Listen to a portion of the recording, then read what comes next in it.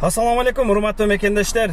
Талайбек СП каналынын көрүүчүлөрү, бир туугандар, сиздер менен такси жамаатындагы иштеген бир туугандар өтө важный информация менен бөлүшөйүн деп чечтим туугандар. Бул өтө зарыл, акырына чейин көрүп, лайк басып, максимально таратып коюңуздар туугандар. Могу таксиде иштеп аласыздар Санкт-Петербург шаарында. Эгер Сосновый Бор деп заказ келсе, жөн эле пропуска деп коюңуздар тууганым. Сиз дагы мага окшоп бул жерде 2 саат убактыңызды кетирип штраф алышыңызды мен каалабаймын тууганым. Ошондуктан жөн эле пропуска деп коюп, шаарда иштесеңиз мындан көбүрөөк иштейсиз тууганым. Мен дагы группалардан ар кандай таксилер жазып болбой калган, закрытый город болбой калган деп көпчүлүгү жазып атчы эле, көрсө кээде туруп калат экен, пограничте кээде турбай калат экен. Ошондой повезло малында өтүп кеткен да. Мен азыр өзүм лично 500 сом штраф алып чыктым туугандар.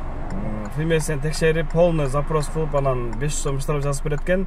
Анан дагы сиз менен өтө маанилүү информация бул тууганым. Мен азыр толук маалымат алдым пограничтен. Шпалерная 62ге барып, сиз пропуск алып койсоңуз болот экен. Эгерде ушул Сосновый Борго заказ менен көп келем десеңиз, пропуск алып алсаңыз өтө жакшы болот тууганым. Бесплатно экен пропуск. Шпалерная 62 тууганым. Барып, заявление жазып таштап койсоңуз өздөрү жасап берет экен, бесплатно. Бул жерге гражданство менен кирип чыга берет экенсиз, именно мынагы иностранный паспорт, иностранный право менен болбойт экен тууганым. Ошого жакшылап максимально таратып коюңуздар. Лайк басканды, подписка басканды унутпаңыздар туугандар, колдоп поштап туруңуздар.